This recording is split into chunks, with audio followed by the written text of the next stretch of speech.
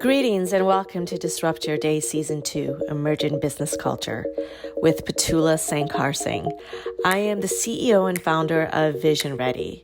Season 2 brings you a powerful lineup of women who dare to be change makers and disrupt your day.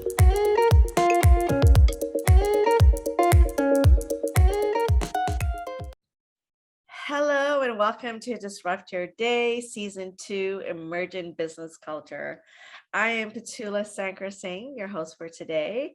And today we have Anna, who's a native to Chicago.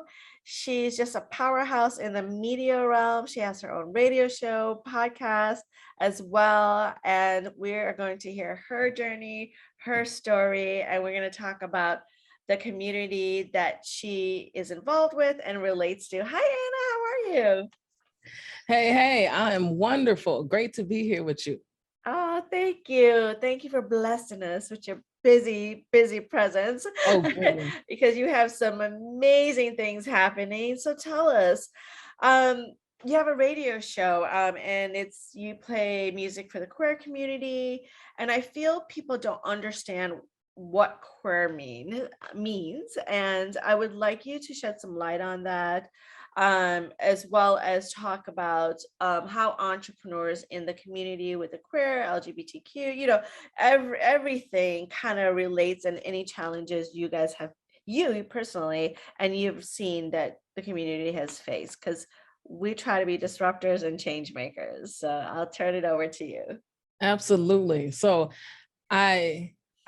I really feel like I'm a creator of platforms and digital media spaces that center and celebrate BIPOC and QTPOC creatives. And this journey started for me over a decade ago when I started E3 Radio, which is an online radio station, which plays queer music and reports on queer news in high rotation. And I did this because there wasn't anyone telling the stories of Black LGBTQ folks, in particular in Chicago, where I'm based.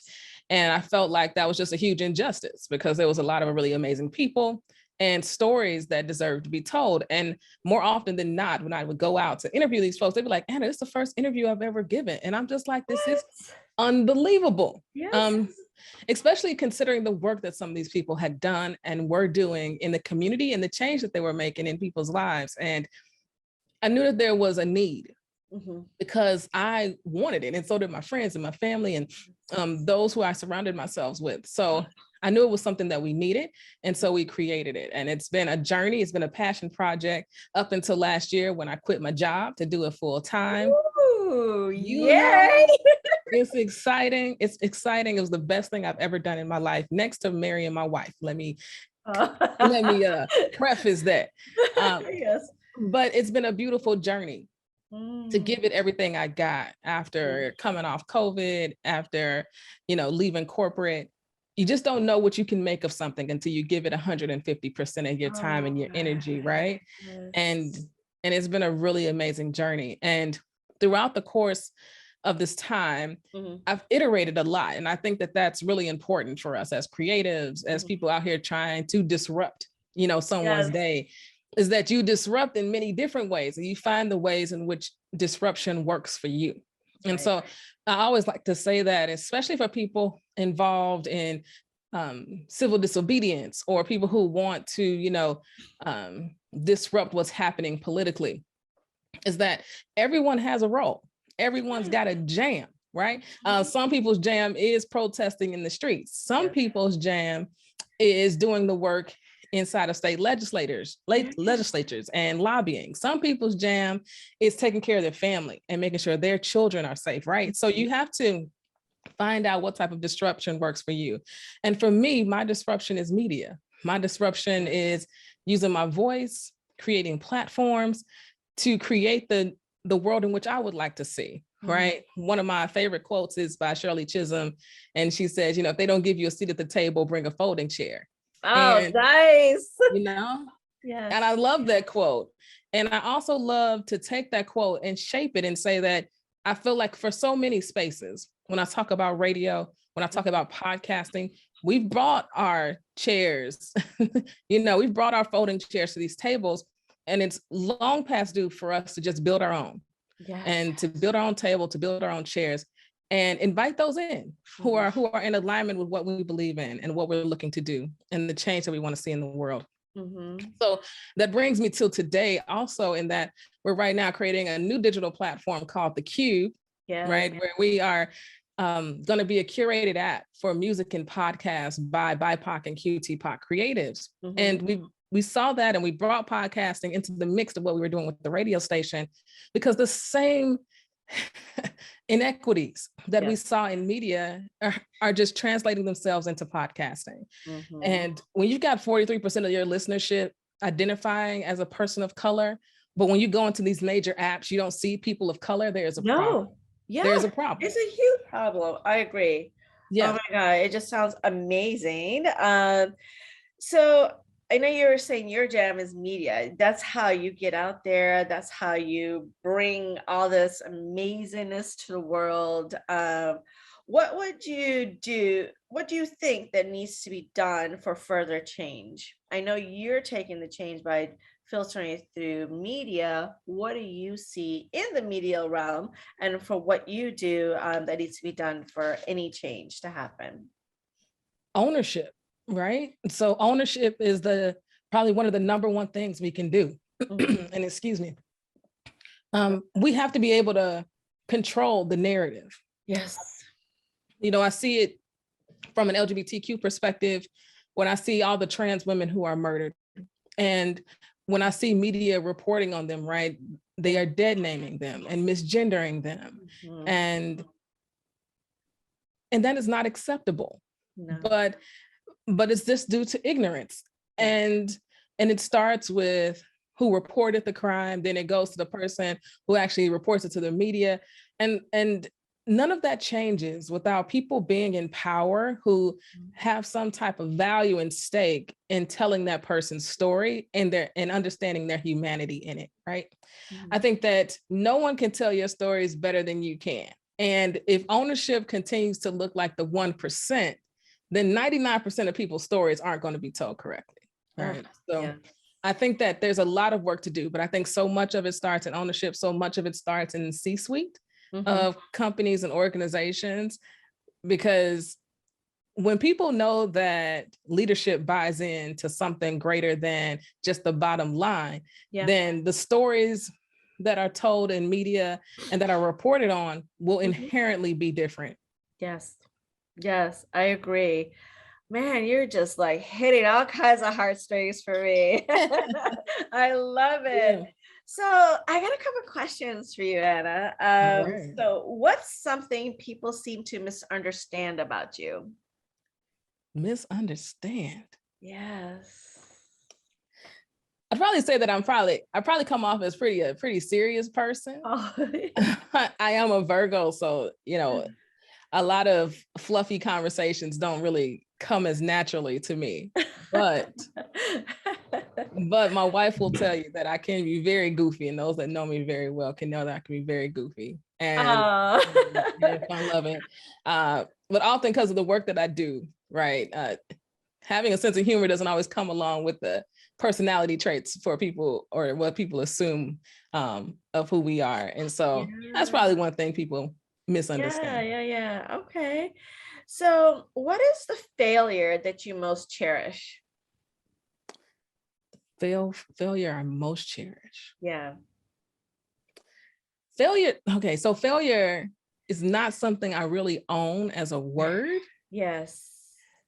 So that's a tough question for me. Okay. Yeah. Well, we can think of it as in you went after something, right? And you didn't quite get there at that time, but you cherished the moment, removing the word failure. Yeah, I was gonna sub the word for like challenge. Yeah, because sometimes they say, you know, failure is a positive thing, right? Or challenges, you know, could be viewed as positive, you know, but they're also learning lessons. So, you know, I'm sure throughout your time starting your radio station, moving from the corporate world into your own, you faced something that you came across, but you know, you cherished it more as a learning lesson than a failure. How about that? Yeah, it's all of that. Yeah. There are plenty of those moments. I think we all have those moments. Yes. And it's about how you move through that, move through the storm. Yes. So I'll just take one that just is most recent. Sure. Because it just circles back to the business and entrepreneurship and what we're here to do. And so there's a pitch competition that's called here in Chicago called Tech Rise. And it's a wonderful organization who is seeking to fund Black and Latinx tech founders from across the city. And so they do these pitch competitions every week where people can win $20,000 for their business. And I competed and I didn't win. Oh, that's okay. So there we go. I didn't win, but it was also an amazing opportunity to be seen, for people to see my story, to hear about our business. So in that moment, I was disappointed, but at the same time, I was up against some great competition and a business that I wanted to go use. That's who I lost to. So in that moment, you're disappointed. You prepared, you wanted to get out there and get that win. But the amazing part about this program is that you have an opportunity to come back.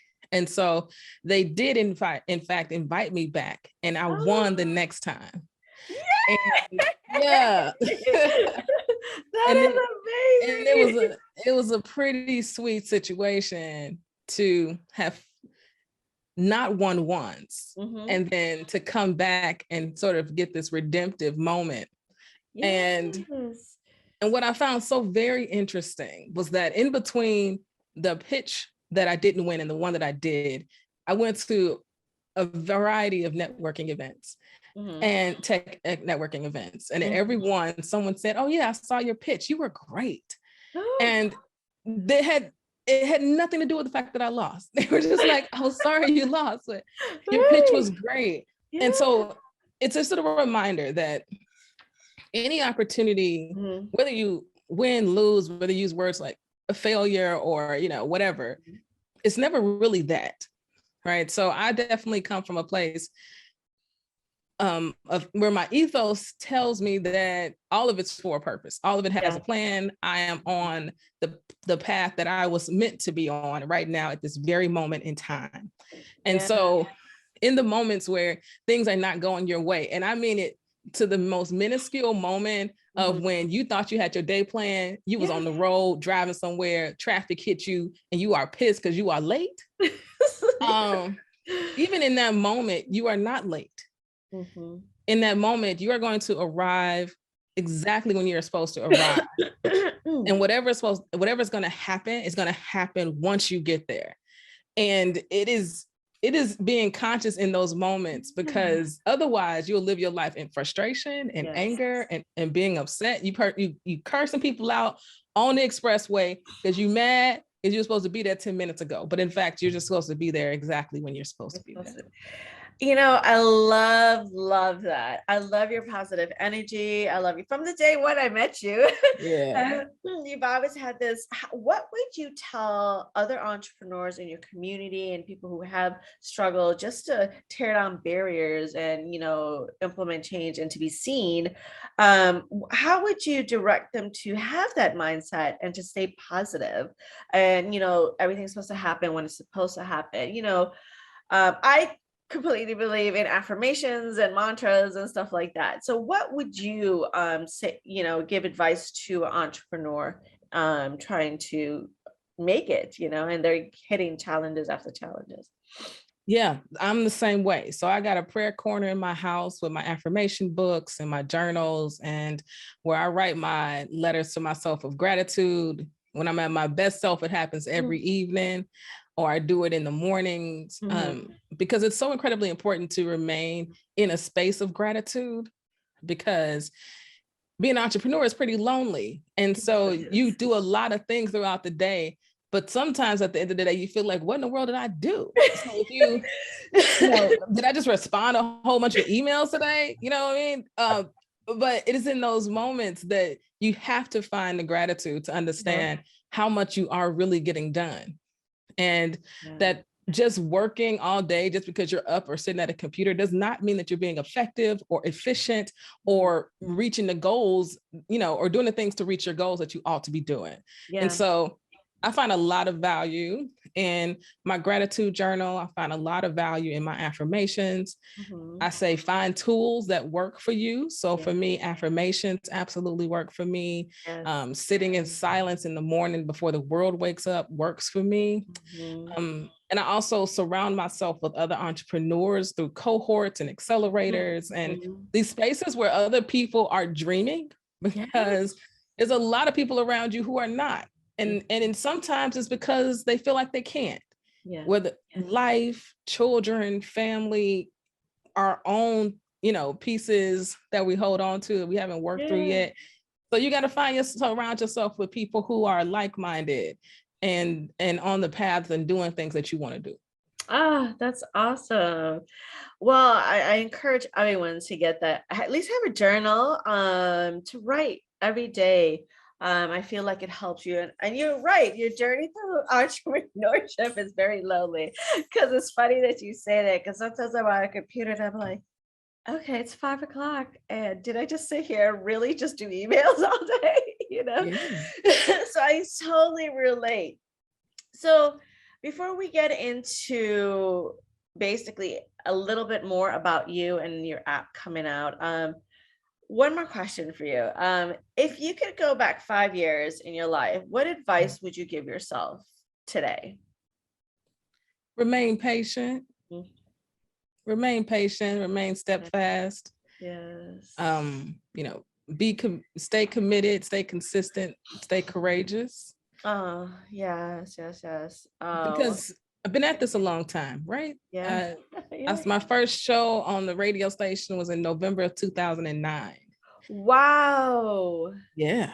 So it's been a very long time that we started this journey. And 5 years ago, I was tired. I can remember being tired. Corporate, a very demanding corporate job and environment. Yes. Life, it can all get a little heavy. So remaining consistent, remaining committed, and remaining courageous is probably what I would tell myself. So let's talk about your favorite quote. First they ignore you, then they laugh at you, then they fight you, then you win, by Gandhi. Yeah, I love that quote.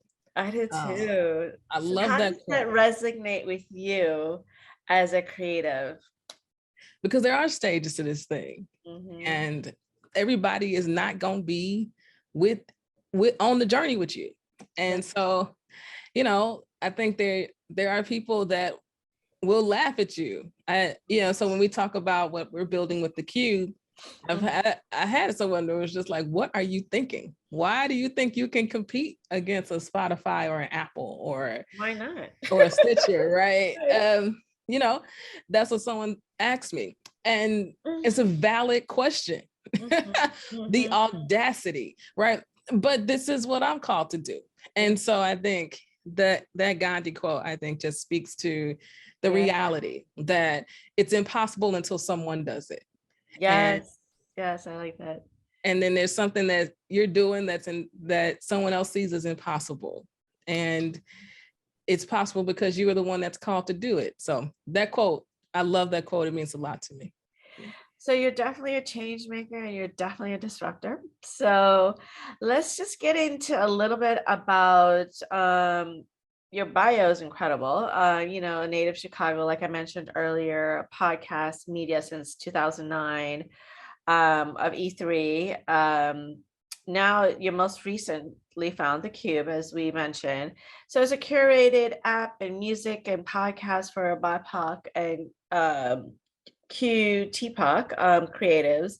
So you're determined to, it says Anna's determined to ride media in its new era by utilizing online radio streams to tell her story and play the music that deserves to be heard. How incredible is. So tell us when the app's coming out, how we could find it, how we follow you, all the greatness about Anna.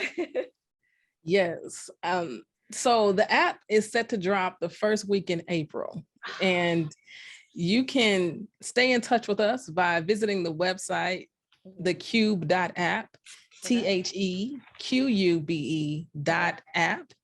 and sign up for our newsletter, because you will be the first ones to know that the app has dropped, and you can stay in touch with like the progress that we're making and all the things that are happening between now and then. So I definitely encourage everybody to go to the website and sign up for the newsletter. You can also follow us on social media, Instagram, on Facebook, the Cube app, also on Twitter, if that's your jam. And honestly, what we're building here is special. And it's special for a couple of reasons. One is that the podcasts that we're going to have in here are curated. So we're not looking to build a search engine or a directory.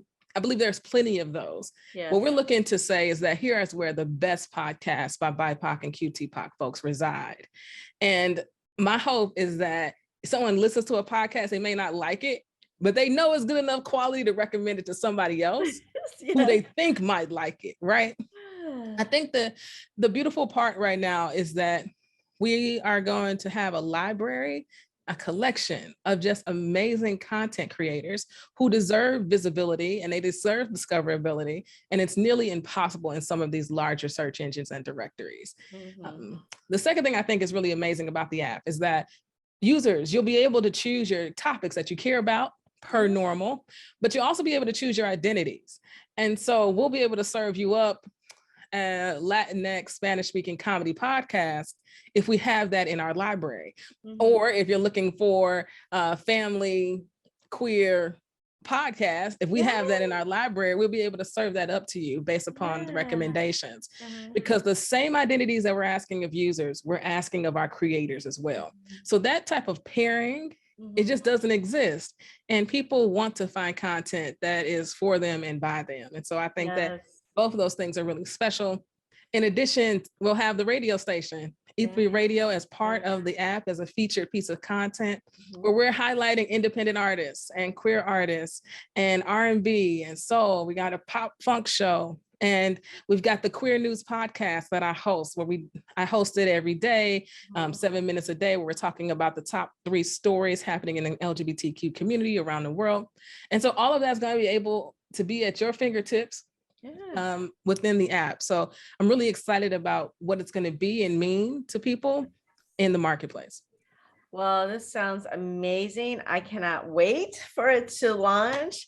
And thank you so much for joining me today, Anna. This was amazing, for sharing your story.